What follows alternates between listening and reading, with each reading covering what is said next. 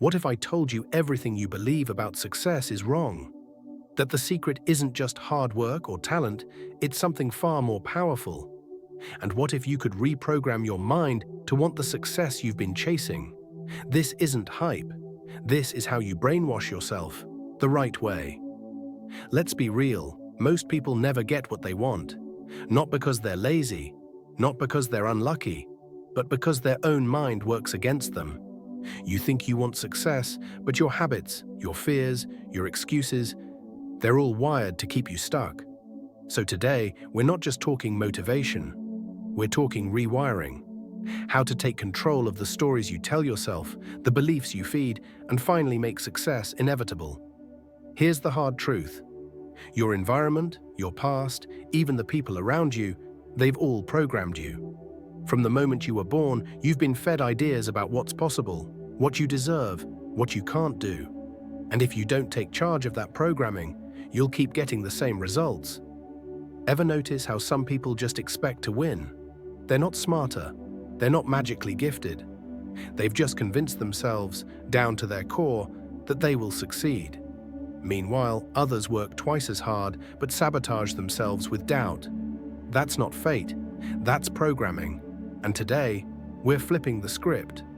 There's a force in your life more powerful than you might realize. It shapes your reality, molds your future, and determines the quality of your days. It's not luck, it's not fate, and it's not some mysterious outside influence. It's your words. The things you say, out loud, to yourself, to others, are not just sounds passing through the air. They are commands, instructions. Your brain hears them, believes them, and goes to work making them true. Most people don't understand this. They go through life saying things like, money's tight, or I'm so stressed, or nothing ever goes my way. And then they wonder why their circumstances never improve. They don't realize they've been giving their brain the wrong orders. If you keep telling yourself that money is hard to come by, your mind will accept that as fact and ensure you never see opportunities to change it. If you keep saying you're stressed, your body will respond by keeping you in a state of tension. Your words are not just describing your life, they are designing it. Repetition is persuasion. Say something often enough and you will believe it. That's how advertising works. That's how propaganda works. And whether you realize it or not, that's how your own mind works. The difference is, most people are brainwashing themselves in the wrong direction. They repeat their fears, their doubts, their limitations, and then act surprised when those things show up in their lives. But what if you flipped the script? What if, instead of reinforcing your problems, you started reinforcing your solutions? Instead of saying, I have so many problems, you say, I find solutions. Instead of saying, I'm failing, you say, I'm learning. Instead of saying, I'm exhausted, you say, I'm recharging. The facts of the situation may not change immediately, but your mind will start looking for evidence to support your new statements. And when your mind starts looking, it will find. Words are not passive, they are active. They don't just describe reality, they create it. When you say, I'll never get ahead, you're not just venting frustration. You're programming your subconscious to ignore opportunities, to avoid risks, to stay small. But when you say, I am capable and resourceful, your mind starts searching for ways to make that true. It's like giving your brain a new set of eyes. Think about the people who seem to have a golden touch, the ones who always land on their feet, who find success even in tough times. You might call them lucky, but luck is rarely the real factor. More often it's their language. They don't dwell on what's wrong, they focus on what's possible. They don't say, this is impossible, they say, how can we make this work? And because of that, their minds stay open to answers that others miss. This isn't just about thinking differently, it's about speaking differently. There's a unique power in saying things out loud. When you hear your own voice declare, I am building a better life, it carries weight. It's a commitment. It's a signal to your brain that this isn't just a passing thought, it's a command. Try this experiment. For 1 week, pay close attention to everything you say. Not just the big statements, but the little ones too. The offhand remarks, the sighs and muttered phrases. You'll be shocked at how much negativity slips in without you noticing. I can't afford that.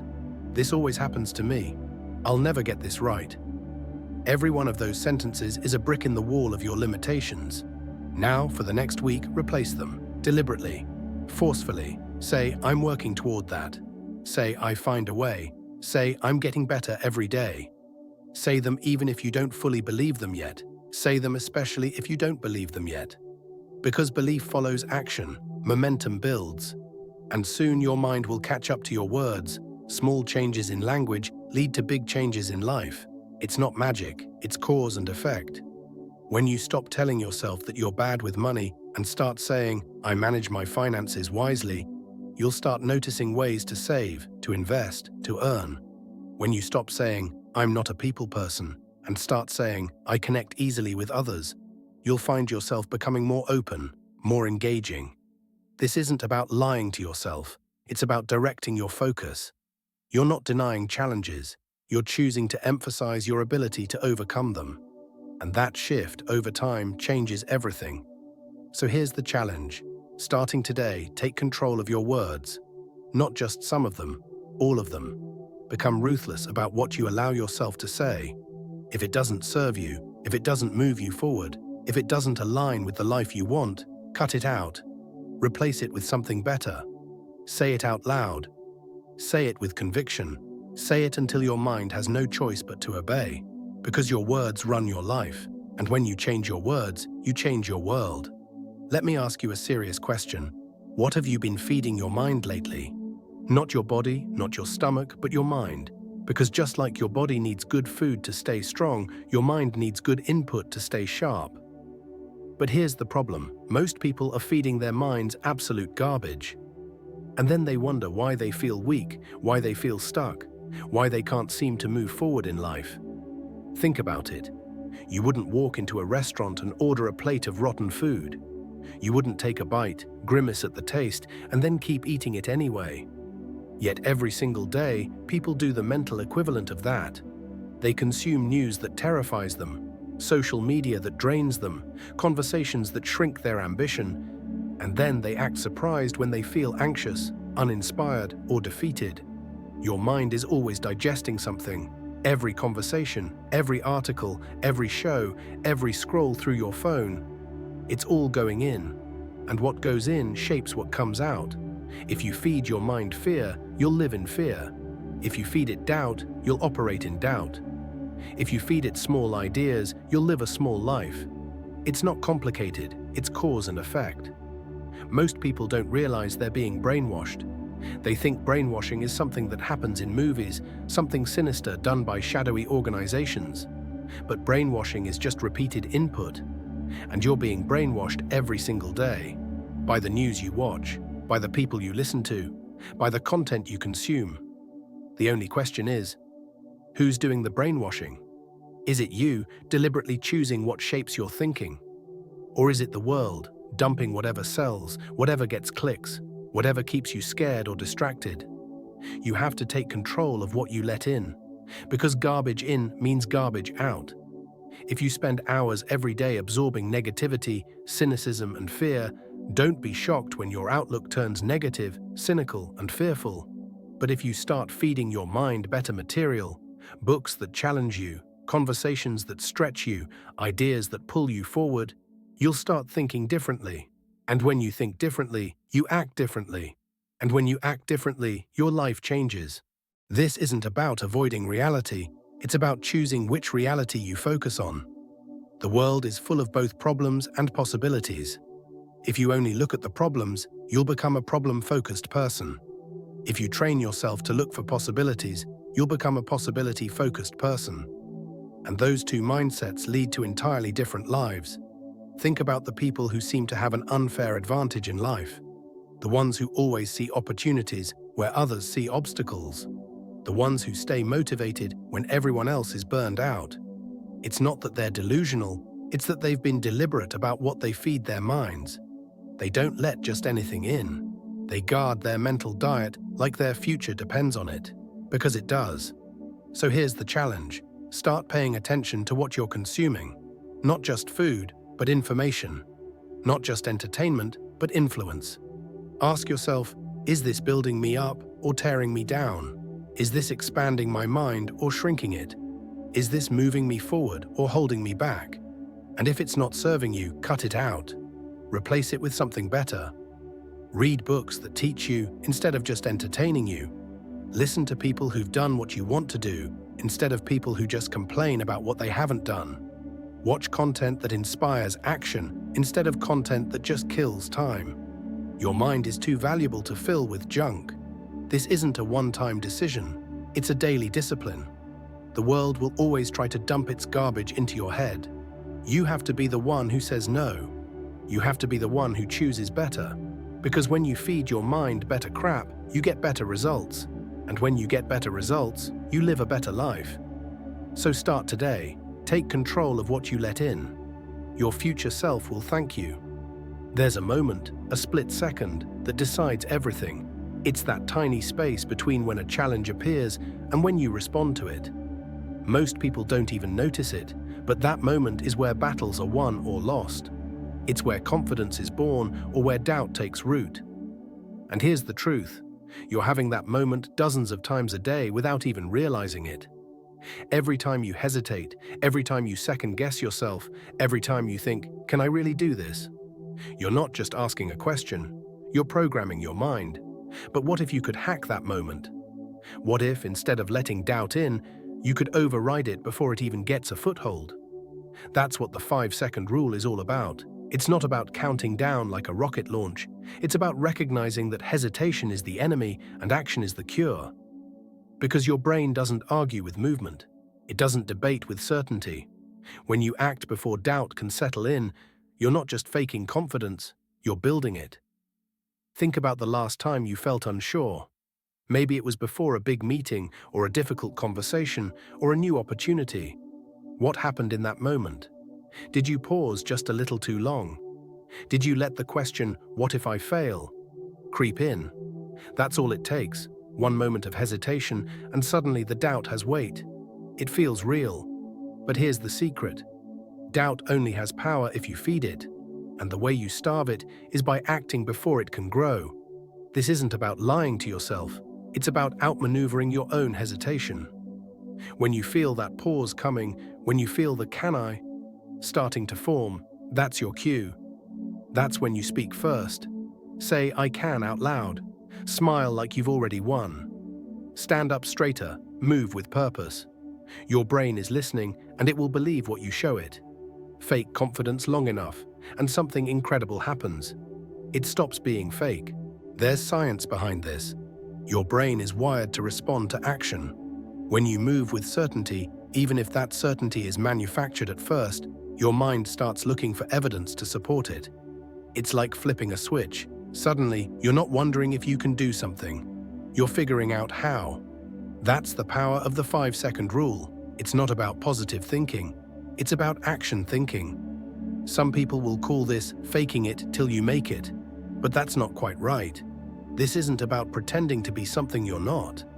It's about choosing who you're going to be in that critical moment before doubt shows up. It's about recognizing that hesitation is the birthplace of limitation, and that action is the key to breaking free. Try it today. The next time you feel yourself pausing, the next time that little voice starts asking, can I? Don't entertain the question. Override it. Say I can and move forward. It will feel strange at first. That's okay. Everything worth doing feels strange at first, but the more you do it, the more natural it becomes. And eventually you won't be faking anything. You'll just be confident. Because confidence isn't something you have, it's something you do. This is how beliefs are built. Not through grand gestures, but through small, consistent actions. Not by waiting until you feel ready, but by acting until the feeling follows. That's the 5-second rule. That's how you hack your mindset. And that's how you change your life. One decisive moment at a time.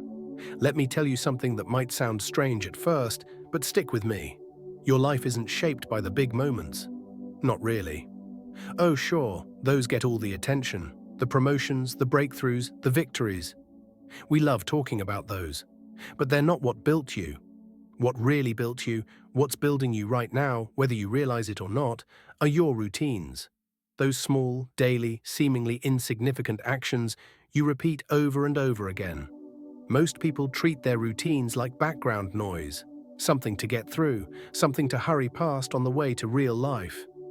But here's the truth, your routines are your real life. They're either quietly constructing the future you want or silently dismantling it. And the difference between those two outcomes isn't luck, it's worship. The hidden power of repetition. Think about how religions work. They have rituals, specific actions done at specific times in specific ways. Why? Because repetition creates belief. Because ceremony shapes identity. Your habits are no different. When you wake up at the same time every day, when you start your morning the same way, when you feed your mind the same quality of material, you're not just doing tasks, you're performing a ceremony that, over time, convinces your deepest self of who you are. This is why successful people seem to have a different energy. It's not that they're magically more disciplined than everyone else, it's that they've turned their disciplines into rituals. They don't debate whether to work out. Working out is what they are. They don't negotiate with their morning routine. It's sacred. They've stopped seeing repetition as boring and started recognizing it for what it really is. The only way anything lasting gets built. The lie of rising to the occasion. There's a saying you've probably heard, "You'll rise to the occasion." It sounds good, inspiring even, but it's complete nonsense. You don't rise to anything, you fall to your training. When pressure comes, when opportunity knocks, when crisis hits, you don't magically become someone else. You default to who you've practiced being. That's what your routines are, daily practice at being the person you want to become. Every time you choose to read instead of scroll, you're practicing being a learner. Every time you speak to yourself with encouragement instead of doubt, you're practicing being confident. Every time you start your day with purpose instead of panic, you're practicing being in control. And when the big moments come, you won't need to rise to them. You'll already be there. How to turn habits into ceremonies. So how do you make this shift? How do you turn mundane routines into transformative rituals? First, stop calling them habits. That word carries no weight. Call them what they are, ceremonies, sacred acts. When you brush your teeth, you're not just cleaning your mouth. You're honoring your health. When you plan your day, you're not just making a list. You're consecrating your time. This isn't semantics, it's psychology. The more weight you give your actions, the more power they have to shape you. Second, make them non-negotiable. You don't debate whether to breathe today. You don't vote on whether your heart should beat. Your rituals need that same level of commitment. The moment you start bargaining, maybe just 5 more minutes of sleep, you've lost. The power is in the consistency, not the intensity. Third, attach meaning to them. Why do you do what you do each morning? If the answer is "I don't know" or "because I should," you're doing it wrong. Your rituals should be physical manifestations of your deepest beliefs. That morning walk isn't just exercise, it's your declaration that you value clarity.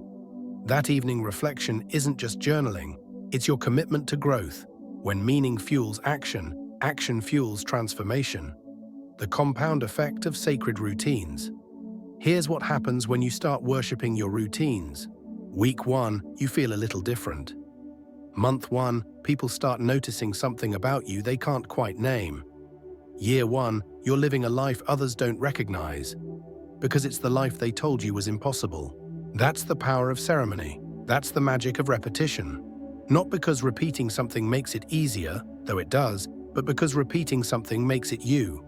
The musician doesn't practice scales to get good at scales.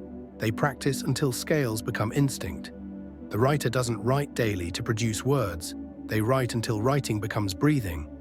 And you? You don't follow routines to check boxes. You follow them until they become identity. Starting tomorrow, no, starting today, I want you to do something radical. I want you to treat your next routine, whatever it is, as sacred. Whether it's your morning coffee, your workout, your planning session, approach it like a priest approaches communion. With reverence, with intention, with the understanding that this small act is shaping who you'll be when it matters most. Because here's the ultimate truth, the person you'll be 5 years from now isn't determined by what you do occasionally. It's determined by what you do daily, not by your sparks of inspiration, but by your fires of repetition. Not by who you hope to be, but by who you've practiced being day after day after day. So worship your routines, not because they're perfect, but because they're powerful. Not because they're exciting, but because they're effective. And most of all, because they're already shaping you. The only question is, into what? Here's the ultimate secret. Successful people aren't different. They're just decided. They've burned the bridges to their old excuses. They've repeated their new story so often, it's not a lie anymore. It's who they are. You think confidence comes after success? Wrong. Success comes after you convince yourself you're the type of person who has it. That's the brainwash. That's the game. And starting today, you're playing it on purpose.